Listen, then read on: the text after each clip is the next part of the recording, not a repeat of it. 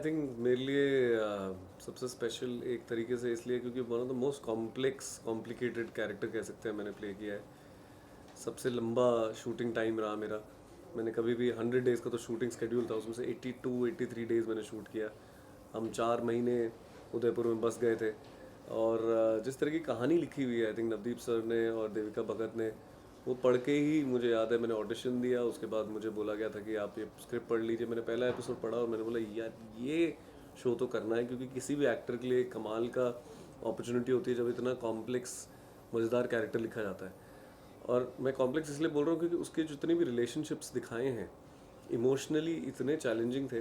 तो बड़ी तैयारी करनी पड़ी। आई थिंक वो तैयारी तो हर रोल के लिए करते हैं, लेकिन इस बार ज़्यादा थी क्योंकि आप 8 एपिसोड तक आपको खींचना है, ऑडियंस को अपने साथ कनेक्टेड रखना है, ऑडियंस को वो फील कराना है कि एक चीज़ जो वो फील कर रहा है अपने फादर के साथ, अपने भाई के साथ, अपनी लवर के साथ, उसका जो विलेन है उसकी लाइफ में उसके साथ, जितने भी कैरेक्टर्स के साथ वो मिलता है। और मेरे सबके साथ कुछ ना कुछ अलग अलग अलग डायनेमिक रहा है कनेक्शंस में।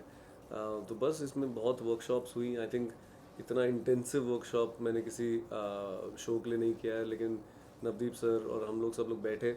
और ये मैं बोलना चाहूँगा, नवदीप सर ओनली डायरेक्टर जो मैंने देखा कि हमने 1 महीने के वर्कशॉप में हर दिन हमारी वर्कशॉप में बैठे होते थे, हमें बस नोटिस करते रहते थे, जो बहुत ही रेयर होता है।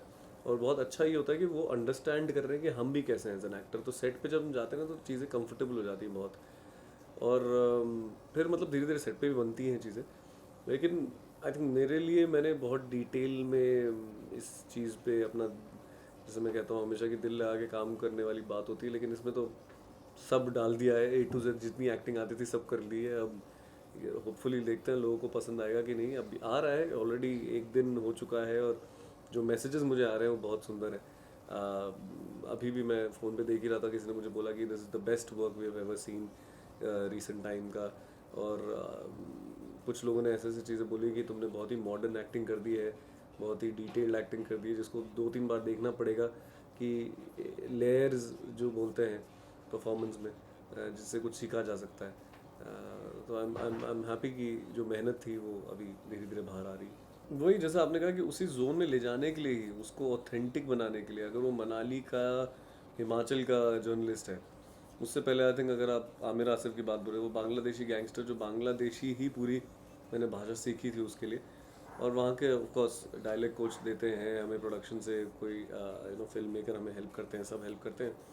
पर आपको कॉन्फिडेंट होना पड़ता है कि आप ये पुल ऑफ कर दोगे। आई थिंक वो अगेन हेल्प मेरे को मिलती है थिएटर से, स्टेज से। क्योंकि जब मैंने वो एक शो किया था, ताज एक्सप्रेस नाम का म्यूज़िकल शो है जहाँ मैं अराउंड द वर्ल्ड जा जा के शोज़ करता था। तो ये शो हमने फ्रांस में पूरा फ्रेंच में किया था मैंने। तो शो के लिए फ्रेंच सीखी थी। एंड मैंने चाइना में था तो मैंने चाइनीज़ में भी थोड़ी बहुत बातें बोली हैं। मैंने रशिया में रशियन गाना गाया है। तो ऐसे धीरे धीरे लैंग्वेज सीखने का जो एक चस्का है वो हमेशा रहता था।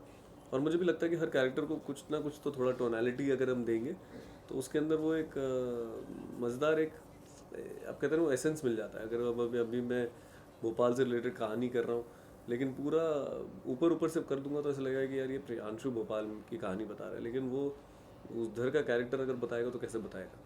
तो इसके लिए आई थिंक तैयारी जितनी करें वो उतना अच्छा रहता है। ज़ोर का था। एक्सपीरियंस तो हमेशा वैसे ही होता है क्योंकि देखो चांटा एक चीज़ है। जैसे ये सवाल मेरी माँ ने भी मुझसे पूछा था जब उन्होंने शहर लकोट देखा कि तुम्हें जब मार पड़ रही थी तो असली में पड़ती है। मैंने कहा नहीं नहीं, जो एक्शन सीक्वेंसेस होते हैं ऑब्वियसली हम लोग रिहर्सल करते हैं, एक्शन डायरेक्टर्स होते हैं हमारे साथ, पैडिंग की जाती है, सब कुछ होता है, साउंड, और वो भी एक एक्ट है। बट हाँ, थप्पड़ असली में लगता है। थप्पड़ का आप कुछ एक्शन के साथ उसकी भी एक टेक्निक होती है, लेकिन वो आप रीटेक रीटेक करते करते आप लोग एक बार देखते हो, लेकिन हम लोग तब तक 7-8 बार खा चुके होते हैं। फिर आदत पड़ जाती है उस चीज़ की। मुझे याद है एक सीन में तो इतना हो गया था कि मेरा गाल पूरा लाल हो गया था और मेकअप से बार बार उसको कवर करना पड़ता था, उस लाल लाल हाथ के मार्क्स थे। पर ठीक है, उस टाइम पे हम घुस चुके होते, उस टाइम पे हमें फ़र्क नहीं पड़ता। मेरे को मेरे घुटने में 3 बार लग गई है शहर लकोट के टाइम पे, वो इंजर हो गया था। कुबरा ने अपना हाथ तोड़ दिया था शहर लकोट के टाइम पे, उसकी हड्डी टूट गई थी। वो तो बहुत बड़ा कास्ट लेके घूम रही थी। यही है यार वो एक्टिंग के प्रोज एंड कॉन्स है, लेकिन आई थिंक एक बार हम घुस जाते तो फिर सोचते हैं कि अब अच्छे से करते हैं।